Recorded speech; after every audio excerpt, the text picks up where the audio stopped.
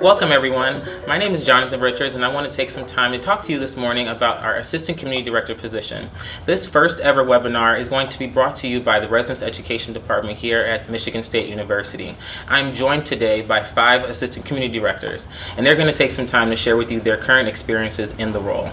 And so Akila, you want to get us started and introduce yourself? I'm Akila. I'm a first year ACD in Wonders Hall, which is in South Neighborhood, and I'm also a first year grad student in the Human Resources and Labor Relations program here at MSU. My name is Ian. I am a second year ACD. I am in Holmes Hall in East Neighborhood, and I am in the social work program studying organizational and community leadership. My name is Judd. I'm a second year ACD in South Neighborhood in Wonders Hall, and I am studying student affairs.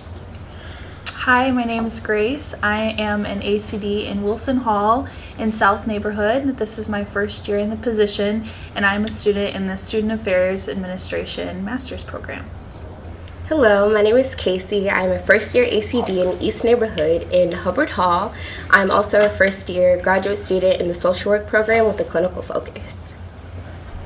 And so again, the purpose of this webinar is to offer our panelists the opportunity to share a little bit about their experience to help you decide if the ACD position is something that you're interested in, as well as to talk a little bit about Michigan State University. So to get us kicked off, I want to start off with our first question is, can our ACDs provide us with a short background of their undergraduate experience and how it got them to this ACD position?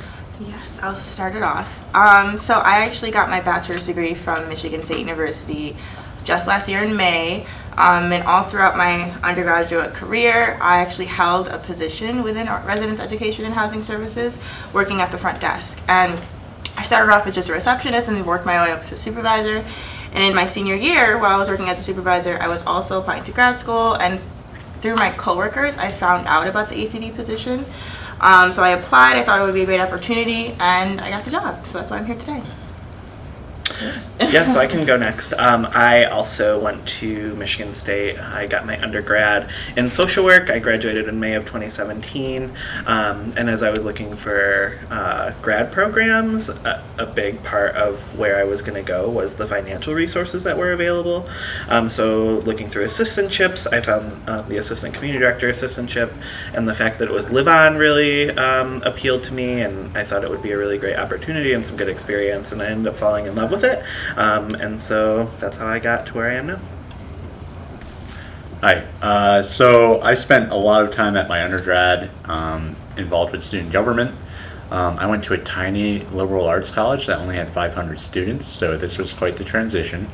And I also worked in my undergrad's registrar's office, where I was progressively given more and more responsibilities. And that's really when I realized that I could do this for a living, that there are people who go to graduate school to study the affairs of students. Somebody actually told me that, and I was kind of blown away. So that's how I ended up here. I also did my undergrad at a small liberal arts school in Michigan, and after I graduated, I returned there to become a resident director. And while I was there, I really realized my passion for working with college students, especially in housing. And so when I was applying to the Student Affairs program here, I found out about assistantships and was really excited to find a live-in position as an ACD. So I earned my bachelor's degree at Michigan State University in Human Development and Family Studies. In my undergrad years, I did a lot of research. I also worked with foster youth, and through that, I really found a passion with helping people in crisis. So with this assistantship, we do a lot of work with responding to things quickly, and I found interest in that, and I decided to apply, and I got the position. Wonderful. Thank you all for sharing. So you all mentioned that you're involved in various academic programs. Can you all talk to me a little bit about how the ACD position has been useful to you in your academics, and what are some skills you've acquired and used pretty regularly within the position? I can start. So this assistantship gives me a lot of structure, which is something that I really need in my life. I'm a fairly organized person, but The balancing the demands of the academics with the obligations of this assistantship is actually a benefit for me because I know I have to utilize my time strategically, and I'm only going to have so much time every day to dedicate to schoolwork, so I actually have to make good use of it. And the skills that are intertwined with this, and that this assistantship has helped me with in my academics, has been time management, supervision, and motivational interviewing, conflict management, which is very real in graduate cohorts, and it's furthered my technical and writing skills as well for professional purposes. I'll go next. So since I'm HR, I'm mostly learned about businessy stuff. So our interview is actually coming up next week, I think, right? Yeah. So yay for that. I think my first ever class I actually took in my graduate program was just an overview of everything HR. And one of the topics we learned about was interviewing and stuff. So learning about the different biases, what different types of interviews there are, illegal questions. I'll definitely be able to use that when RA interviews come up, when ACD interviews come up in the next month. And I think a skill that I've actually learned from this job that I didn't foresee learning was how to manage difficult conversations, whether it be with a staff member or a resident within the halls. If it's like a relationship violence or sexual misconduct situation or mental health issues, I've really learned how to manage those conversations because it can be hard sometimes. And I really appreciate the fact that I've gotten that experience within this role. So yeah. I can go ahead. So being a student in the Student Affairs program here, I've really learned how to use student development theories in my practice, especially when working one-on-one with my resident assistants who I supervise, and then also in conduct cases as well. And it's really helped me to just center student learning as the primary goals of what I'm doing, and really just gain a lot of valuable experience working with different professionals in the student affairs field. So I think one of the best parts of this position is the supervision experience, because I don't think many people have, at least for me, I didn't have much supervision experience before this, and I really am thankful for those skills that I'm taking away from that. In terms of my academic program, since I am studying macro social work and more at the organizational level, we talk a lot about management and leadership in organizations, and so I've really been able to use the skills that I'm learning in my classes and apply them to my position, whether that's taking on a leadership role in the department, whether that's working with the staff that I supervise, things like that. I second all of that. Wonderful, wonderful. So within any job, when you come into a position, there are sometimes some barriers or some unanticipated challenges. Can you all talk to me a little bit about what were some of those barriers and challenges that you kind of faced and how you overcame those within the ACD role? I can start this one off. So I would say one of the challenges, one of the few challenges that I have is being a young professional, just because you're balancing being a grad student as well as being a professional and working in a professional setting. So sometimes we have to call Michigan State Police Department, and I've been asked multiple times, are you the resident assistant? Are you the intercultural aide? And I'm like, no, I apologize, no need to apologize really, but just I'm the assistant community director. There's protocols that we have to follow, and then they kind of look at me like, you look so young.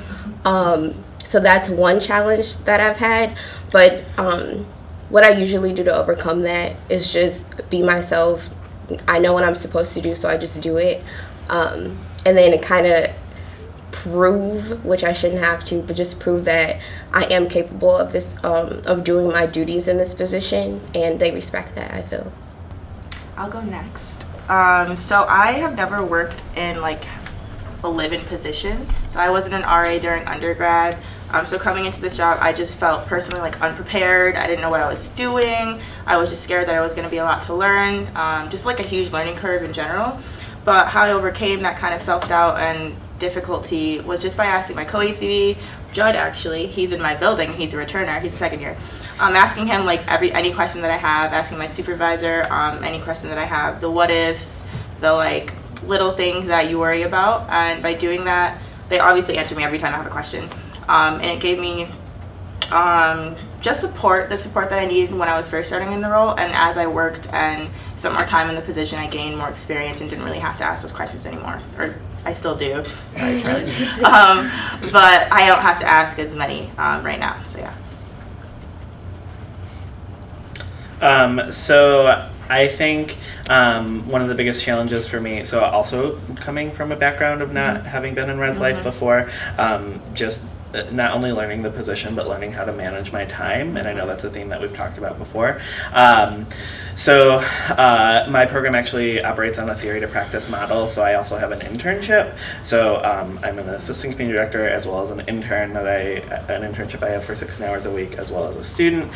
So learning how to balance all those different roles has been really difficult. But how I overcame that, I think it was one of those, for me at least, one of those situations where it was like either figure out the time management, like sink or swim. And so I found a way to be able to do all that and still have a social life and still be able to self-care and all that stuff. So That's great. I would say I've had a lot of personal and medical issues pop up over the course of my graduate career here. And I would say that the one thing that's really been very abundantly clear to me is that as soon as anything comes up, I have to let my supervisor know. My supervisor is always the first one to know anything that's happening in my life, for better or for worse. And I would also say that another barrier has been the dichotomy that comes with leadership of being vulnerable and authentic and real with my staff, but also maintaining, some distance. I've had a lot of very challenging situations with my staff. I've had challenging situations where I've had to hold them accountable, and sometimes there are needs of the department, and sometimes there are my expectations, and sometimes there are expectations that are a little bit more external than even either of those things. So maintaining, a balance with my supervisor and with people that I supervise has always been kind of a big challenge, facing the medical and personal issues that I also may have had happen. Prior to being here, I was in a much smaller residence life department, and REHS is huge for me.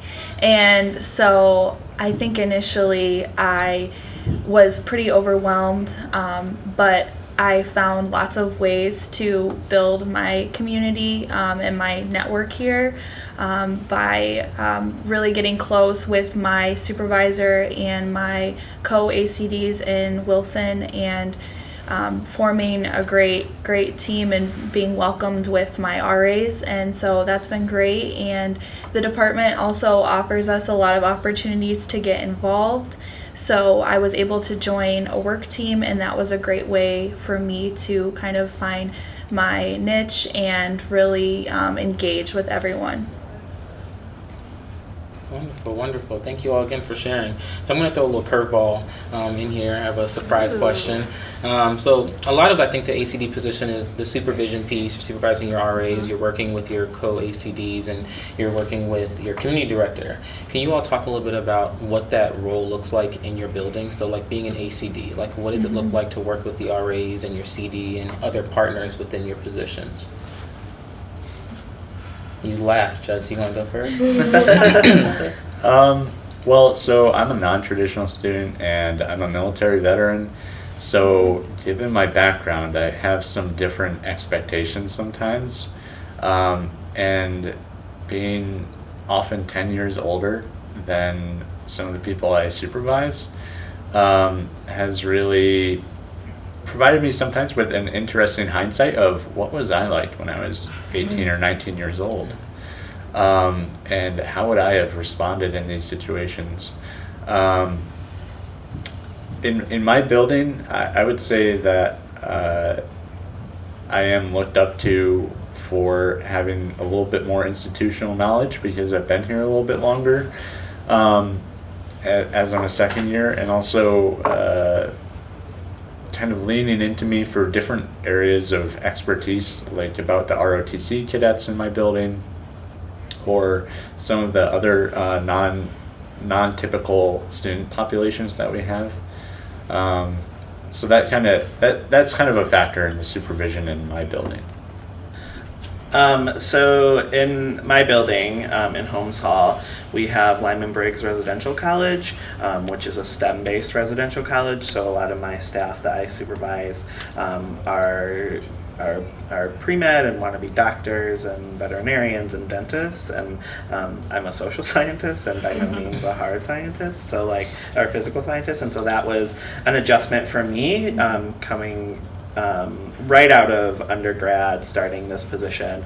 There was a lot of adjustment I had to do, but I think there's also that interesting relationship of I just graduated and I'm supervising people who are maybe a year younger than me, not even, and so balancing that relationship has been interesting as well, but I think that's where I've really been able to hone my leadership skills and who I am as a supervisor. I also think I've learned a lot about my own identity, so how my leadership as a white male who identifies as queer might be different than folks who have other identities, and so that's been a really interesting experience too, to kind of see how the identities play out in a leadership role.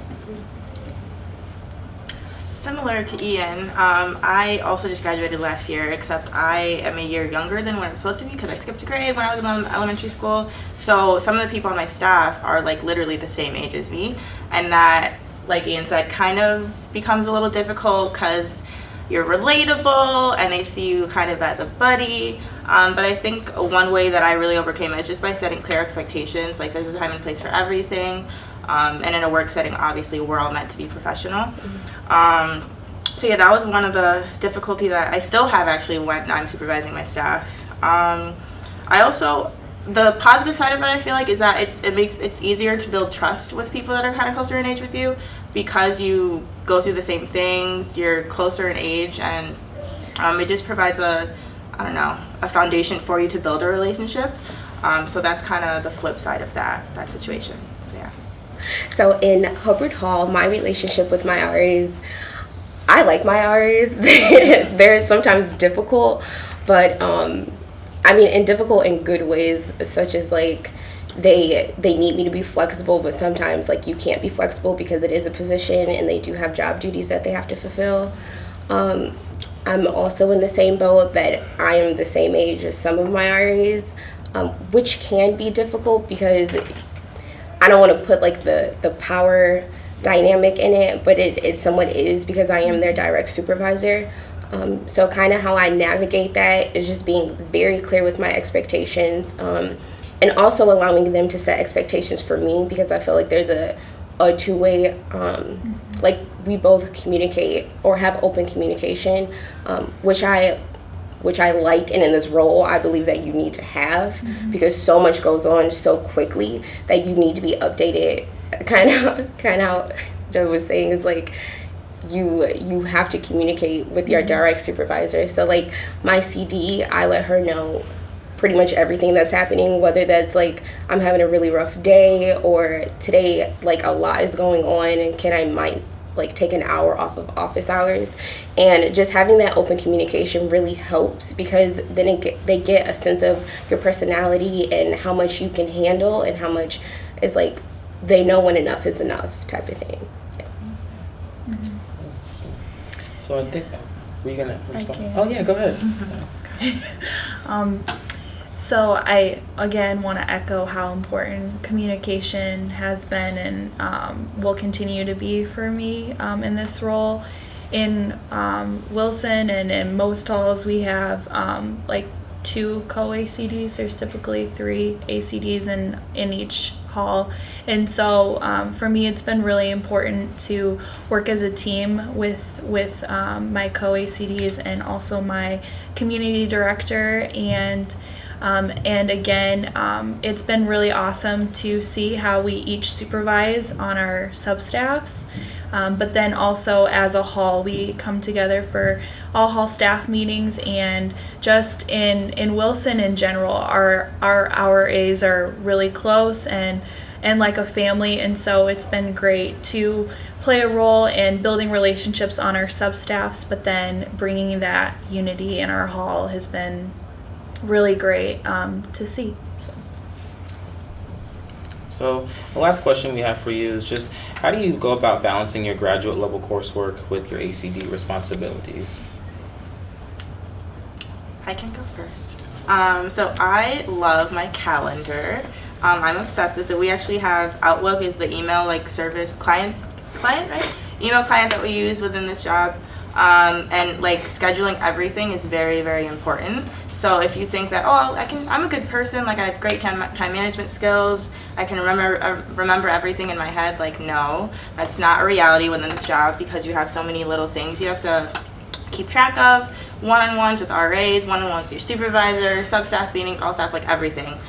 So I would say definitely as soon as you have your class schedule and your work schedule, put it online so you know what to do and what time to do it. So yeah. Yeah, absolutely. I want to echo everything Akila said.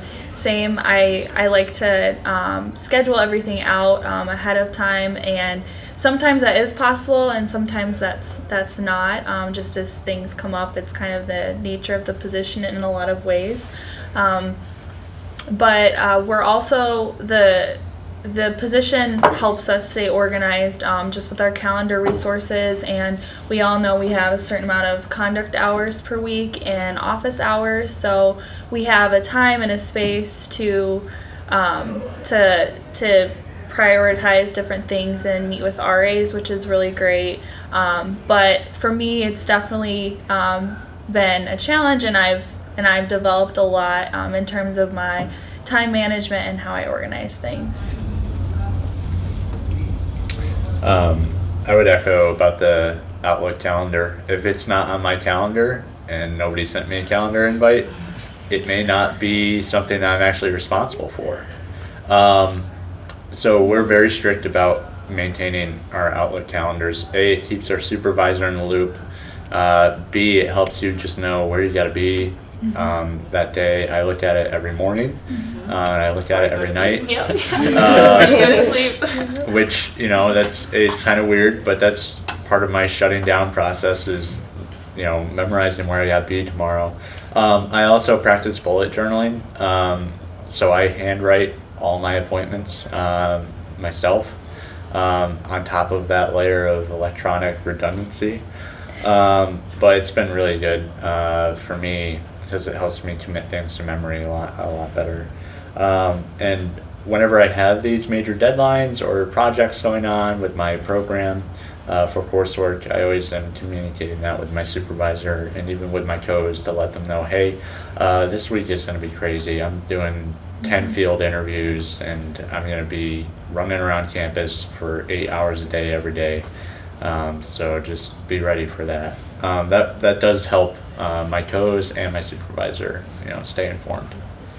Yes, calendars and planners, things like that are amazing. And then I would also, sometimes I have to add in lunch because it gets, they will disrespect you. Literally, disrespect. I'm cracking plan up. Something during 12 to 1. And Yeah. I'm like, I gotta eat. Yeah, literally. So even planning your lunch is huge because that's the time where you're in your office or you're just somewhere and then something happens. So planning that lunch and letting people know that you have to eat. I don't want to make it seem like it's scary, you don't have time to eat, but having the visual representation reminds you even. Exactly. Sometimes you want to work right. for lunch. Yeah. Yeah. So you just need to take care of yourself, and I think another way of taking care of yourself and balancing schoolwork and this position is know when you have to do homework. Last semester I had a really hard time with balancing this position and social or my program. So just knowing like when you have to do homework, you have to do homework, which can sometimes be difficult. Like yesterday I was on duty doing homework, the phone rang and you have to respond. So like it is difficult, but if you balance, and time management is so huge, so like don't wait until the last day to do your paper, which I mean like is, yeah, that's a whole thing within itself. But just know like with this position, you live where you work, and sometimes you have to sacrifice like not doing your homework one day because you have so much to do with your position. So again, balancing like when you're in office hours, you're in office hours, do your work, and then when you're at home, do your homework. So that's one thing that I've really learned and I'm still working on.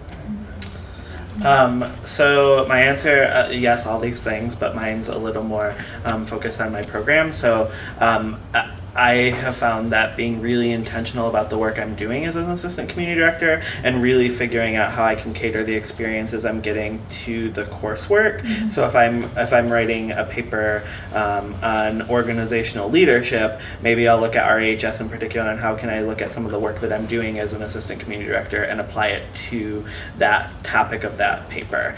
So being really intentional and sometimes what I call double dipping and like using my coursework or vice versa, my ACD work or my internship work even, and figuring out how I can all make it blend together and work the best, and to really build off each other. Thank you all for sharing. So I think that brings us to the end of our webinar. I just want to just wrap us up by kind of thanking you all for sharing your experiences. I think to someone who's looking at coming to MSU and working in our department, they got a good look into what it may look like. But then also just a little share about the community director position and from my perspective and thinking about the ACD role. I think the ACD position is a great learning experience position. It really sets you up for success when you think about what you're looking to do next. And it provides, I think, the CD but with additional learning experience because you all come from various educational backgrounds and you're bringing those experiences into your work and those meetings with your RAs and your community director. So I think it's a back and forth position. I think the department gets a lot from our ACDs, which I think is really important, but then we also give you all a great learning opportunity as well within your position. So again, thank you all for sharing and go green. Thank you. All right.